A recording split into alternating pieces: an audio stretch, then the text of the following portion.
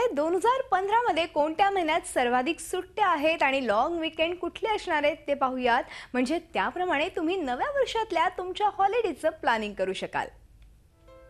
1 जानेवारीला आपण बघतोय शुक्रवारी सुट्टी आहे, त्याचबरोबर गुरुवारी सुट्टी देखील आहे, शनिवार रविवार असे जोडून तुम्हाला सुट्टी मिळू शकते. त्याचबरोबर शुक्रवारी 23 तारखेला देखील सुट्टी आहे, 24 तारखेला शनिवारी सुट्टी आहे, रविवारी 25 तारखेला, त्याचबरोबर सोमवारी 26 प्रजासत्ताक दिनाची सुट्टी येते. तर फेब्रुवारी महिन्याचं कॅलेंडर बघतोय, शनिवार रविवार 14, 15, 16, 17 अशा जोडून तुम्हाला सुट्ट्या मिळू शकतात. तसंच मार्च महिन्यामध्ये शुक्रवारी 6 तारखेला, शनिवारी 7 तारखेला, रविवारी 8 तारखेला सुट्टी आहे.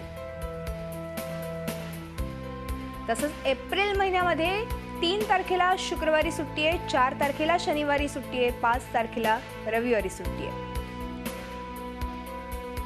एप्रिलमध्ये लॉंग वीकेंड देखील आहे, 11, 12, 13, 14 शनिवार ते मंगळवार असा लॉंग वीकेंड मिळतोय सुट्टीसाठी. त्याचबरोबर मे मध्ये देखील 1 तारखेपासून ते 4 तारखेपर्यंत अशी सुट्टी मिळू शकते. तर ऑगस्ट महिन्यामध्ये शनिवार रविवार सोमवार मंगळवार 15 ते 18 अशी सुट्टी आहे.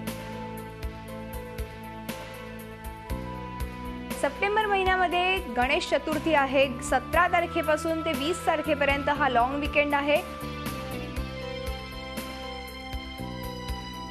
तर सप्टेंबर महिन्यात 24, 25, 26, 27 असा अजून एक लॉंग वीकेंड तुम्हाला मिळू शकतो. तर ऑक्टोबर महिन्यामध्ये शुक्रवार शनिवार रविवार 2, 3 आणि 4 तारखेला सुट्टी आहे.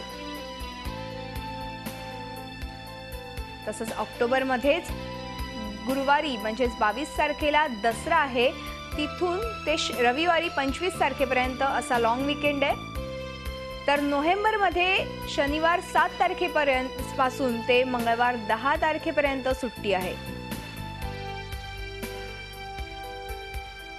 बुधवार गुरुवार शुक्रवार 11, 12 आणि 13 अशी दिवाळीची सुट्टी आहे, हा देखील एक मोठा लॉंग वीकेंड होऊ शकतो.